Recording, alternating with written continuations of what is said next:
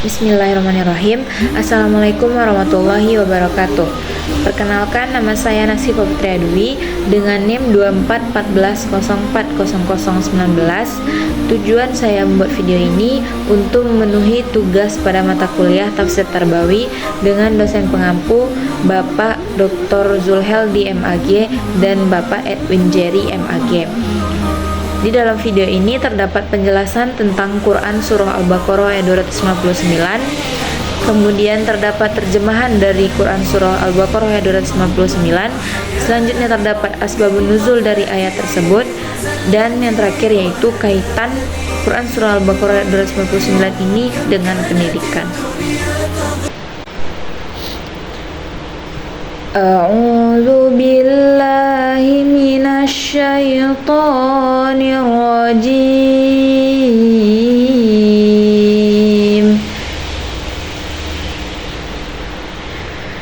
Bismillahirrahmanirrahim.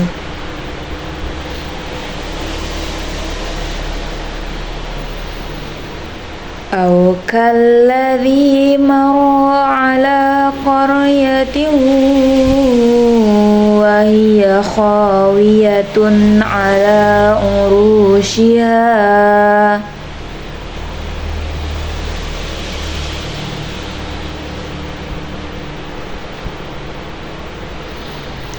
qala anna yuhyi hadhillahu ba'da mautiha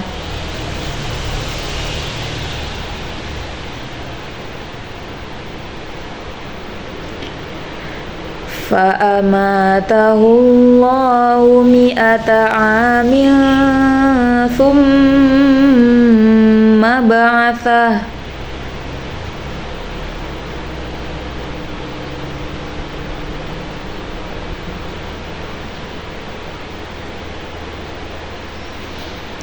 qala kam labith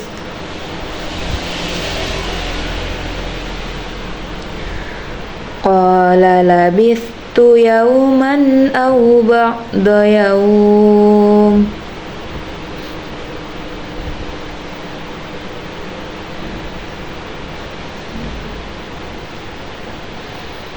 qala bal labithta mi'ata amin fanzur ila ta'amik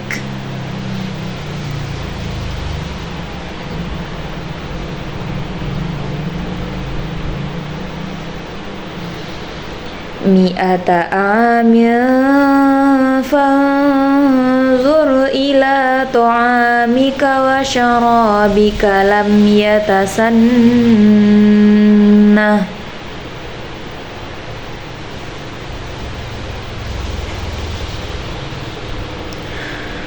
wanzur ila himarik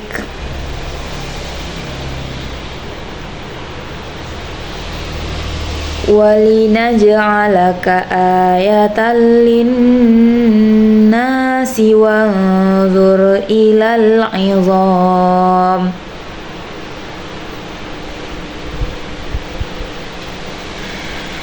wanzur ilal 'idhami kaifa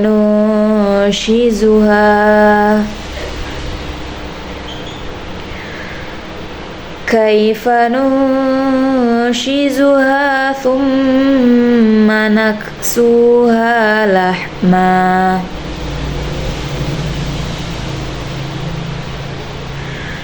falamma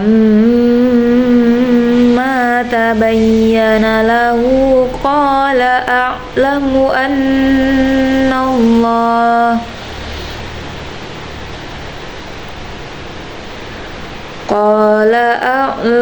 anna Allah ala kulli syai'in qadir.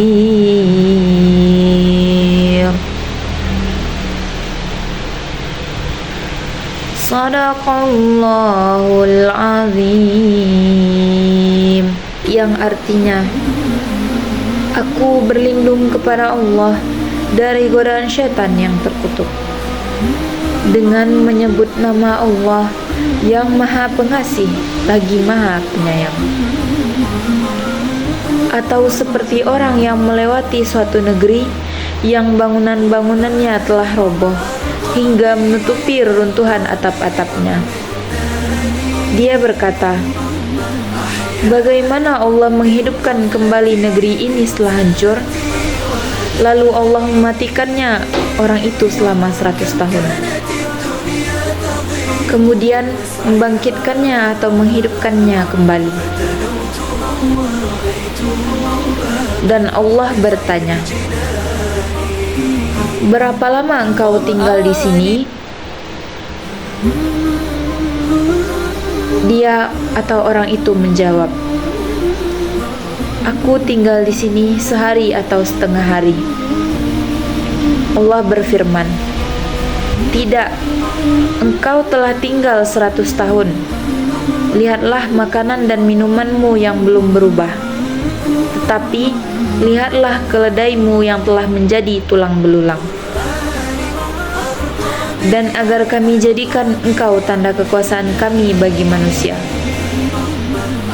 Lihatlah tulang belulang keledai itu, bagaimana kami menyusunnya kembali, kemudian kami membalutnya dengan daging. Maka ketika telah nyata baginya, dia pun berkata,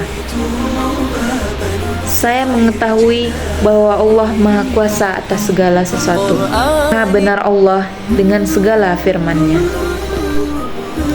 Selanjutnya yaitu Asbabun Nuzul atau sebab turunnya Al-Baqarah ayat 259. Asbabun Nuzul dari Al-Baqarah ayat 259 ini adalah kisah seorang laki-laki soleh yang ragu akan kebangkitan orang mati.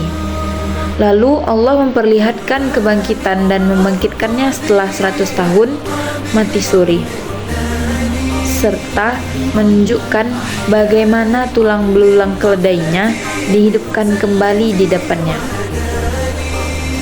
Ayat ini diturunkan untuk menunjukkan kekuasaan Allah yang Maha Kuasa atas segala sesuatu, serta menjadi bukti bagi orang-orang yang meragukan kebangkitan di hari kiamat.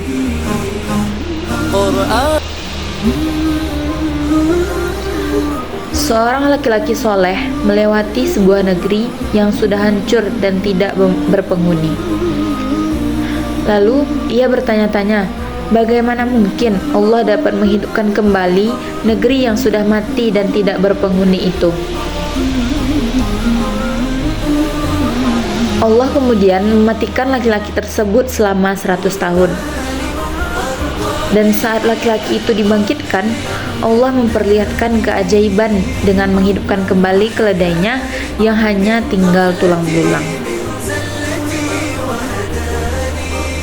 Kemudian menyatukan kembali tulangnya, membalutnya dengan daging dan kulit, lalu keledai itu bangkit kembali di hadapannya. Selain itu, Allah juga memperlihatkan makanannya yang masih utuh dan minumannya yang tidak basi, padahal sudah 100 tahun berlalu. Kemudian setelah melihat bukti kekuasaan Allah yang luar biasa itu, laki-laki tersebut akhirnya menyadari dan berkata, saya mengetahui bahwa Allah Maha Kuasa atas segala sesuatu. Para ulama tafsir berbeda pendapat tentang siapakah sosok yang dimaksud dengan orang yang melewati kampung itu. Kemudian Al-Mawardi menyebutkan 3 pendapat yang berbeda. Yang pertama yaitu Nabi Uzair, ini adalah pendapat Qatadah. Yang kedua, Nabi Irmia, ini adalah pendapat Wahab. Yang ketiga, Nabi Khidir, ini adalah pendapat Ibnu Ishaq. Meski cukup banyak yang mengatakan bahwa orang yang dimaksud adalah Nabi Uzair, namun mereka berbeda pandangan tentang status kenabiannya. Di satu sisi, kalau kita membaca kisah Nabi Uzair khususnya di ayat ini, tidak salah kalau kita sebut beliau adalah seorang nabi, karena ciri-ciri dari seorang nabi itu terpenuhi. Baik, yang selanjutnya yaitu kaitan Quran Surah Al-Baqarah ayat 259 ini dengan pendidikan. Yang pertama, penguatan keimanan dan keyakinan. Kisah dalam ayat ini mengajarkan bahwa Allah Subhanahu wa taala itu memiliki kekuasaan yang mutlak untuk menghidupkan kembali makhluknya bahkan setelah mati. Ini adalah pelajaran dasar dalam pendidikan agama yang membangun keyakinan kuat terhadap Allah dan hari kebangkitan. Melalui bukti nyata seperti kebangkitan orang dan keledai yang disaksikan langsung. Ayat ini menjadi sarana edukasi untuk mempertebal keimanan seseorang. Yang kedua, pendidikan akal dan pengamatan. Ayat ini mendorong akal untuk mengamati dan mempertanyakan fenomena alam, kemudian mencari penjelasan dari sisi ilahi. Kisah ini memicu seseorang untuk bertanya dan kemudian menyaksikan bukti kekuasaan Allah itu secara langsung.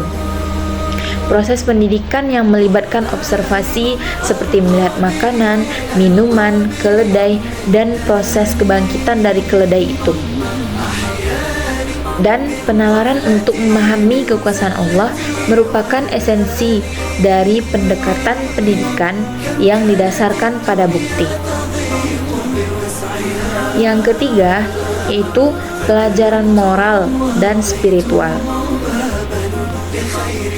Kekuatan yang mendasari peristiwa ini adalah Allah yang mengatur dan menguasai waktu.